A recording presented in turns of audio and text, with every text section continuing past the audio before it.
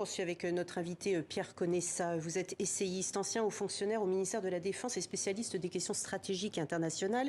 Alors, on le voit, de la diplomatie tout azimut. Il y a eu aussi la médiation turque cette semaine, ce sommet virtuel entre l'Union européenne et la Chine, Lavrov en Inde. L'Inde, je le disais, qui a refusé de condamner finalement l'invasion russe en Ukraine, tout comme 40 autres pays, d'ailleurs au Conseil de sécurité des Nations Unies. Cette guerre, effectivement, a-t-elle modifié l'ordre mondial ? Oui, je crois que cette guerre a modifié l'ordre mondial au moins sur deux plans. D'abord, comme vous l'avez dit, il y a des pays qui ont refusé de voter la condamnation et il y a encore plus de pays qui ont refusé de voter les sanctions. Et il y a une quarantaine de pays qui à nouveau disparaissent, si vous voulez, qui décident qu'ils n'appliqueront pas les sanctions. Donc, pourquoi j'insiste là-dessus? Parce que beaucoup de pays dans lesquels nous sommes intervenus depuis 1992, depuis la disparition de l'URSS, regardent cette guerre comme notre guerre. Et donc, ils disent, mais vous nous avez-vous imposé des sanctions quand vous l'aviez décidé? Et donc, ça, c'est votre affaire. Et donc, les Occidentaux, pour la première fois, sont obligés de ne pas se considérer comme la communauté internationale. Vous pensez à certains pays d'Afrique de l'Ouest, tels que le Mali, par exemple? Par exemple, effectivement, le cas du Mali est le plus paroxystique, puisque c'est le pays le plus aidé par la France dans la zone d'Afrique francophone. C'est celui qui a accueilli le groupe Wagner et qui a expulsé les soldats français. Et puis aujourd'hui, évidemment, on refuse d'appliquer quelques sanctions que ce soit. Donc vous voyez bien qu'on a une géopolitique complètement différente. Les zones d'influence ne réagissent pas comme on l'espérait. Puis surtout, vous avez deux grands absents qui sont l'Inde et la Chine, si vous voulez. Puis en dehors de ça, si vous faites le calcul, il reste plus grand monde. L'Amérique latine, le Brésil, etc. Vous savez bien que c'est pas leur guerre, quoi. Et puis il y a aussi ce positionnement de la Turquie qui doit à la fois jouer entre son principal acteur commercial et géopolitique. Oui, et la Turquie, ça fait longtemps que Erdogan, de toute façon, a sa stratégie. Et donc, encore une fois, ce n'est plus la stratégie du pays membre de l'OTAN. C'est une Turquie qui se réislamise. C'est une Turquie qui estime qu'elle a des intérêts au Proche-Orient, qui est devenue acteur militaire d'un certain nombre de guerres. Et donc, effectivement, vous savez, cette géopolitique est en plein mouvement. Donc, on verra qu'est-ce qui va se passer dans quelques temps. Alors, on est aujourd'hui au 37e jour de guerre. Est-ce que vous avez l'impression que l'on se dirige vers un enlisement, vers un élargissement, ou au contraire vers une désescalade? Si Vladimir Poutine dit aujourd'hui concentrer ses forces vers l'est de l'Ukraine, est-ce que ce n'est pas finalement peut-être un aveu d'échec, ou en fait, il pourrait dire qu'il a atteint son objectif et puis revenir en ayant l'impression d'avoir gagné la guerre?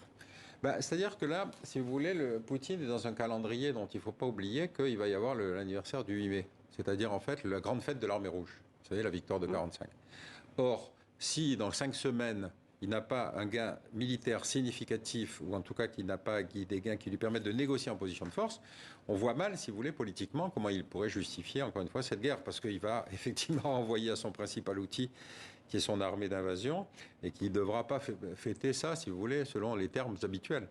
Donc, un pays qui a connu 20 millions de morts, qui sait ce que c'est que l'occupation, etc., encore une fois, je ne suis pas sûr que beaucoup de jeunes appelés russes qui se retrouvent en Ukraine considèrent que cette guerre est absolument essentielle à la survie de la Russie. Donc, il y a une crise politique interne sur laquelle on manque d'éléments, parce qu'encore une fois, il n'y a pas de sondage en Russie, et puis il a beaucoup muselé la presse.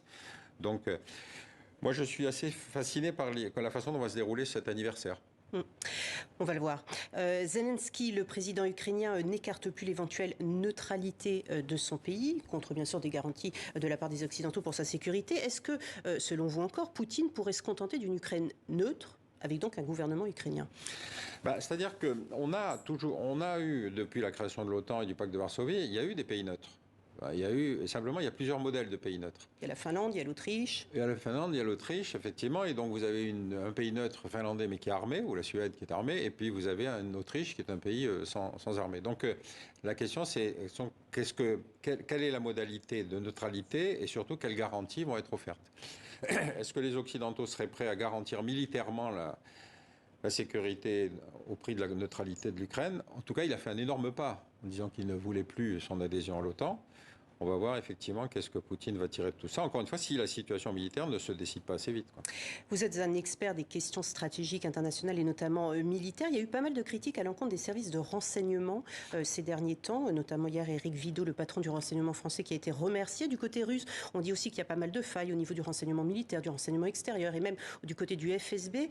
Vous y croyez, vous, à cette thèse selon laquelle Poutine serait relativement isolé, qu'on lui cacherait la vérité, ou en tout cas que sa sphère très proche n'oserait pas lui dire la vérité?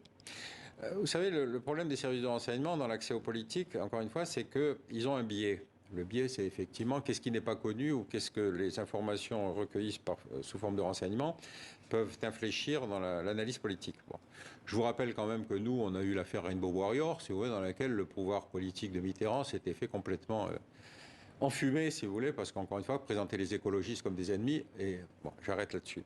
Et donc, effectivement, dans cette affaire où les Russes ne l'emportent pas aussi vite que prévu, on a bien vu cette séance où Poutine parlait avec son chef du renseignement quasiment en le rappelant à l'ordre.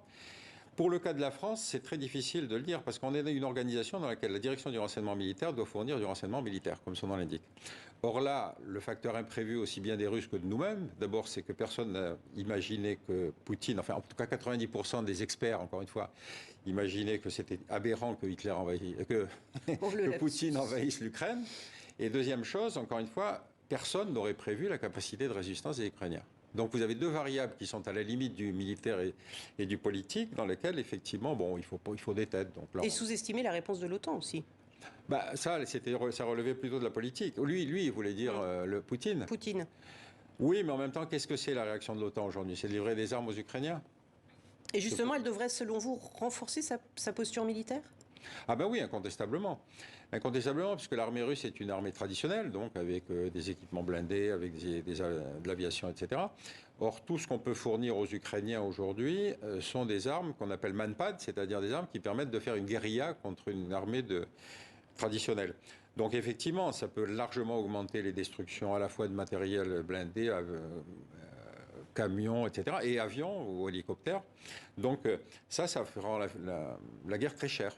Merci beaucoup Pierre Conessa pour votre analyse et j'en profite pour citer votre prochain livre à paraître le mois prochain, Le complexe militaro-intellectuel, les bellicismes des plateaux télé aux éditions de l'Aube. Merci beaucoup d'être venu sur notre plateau.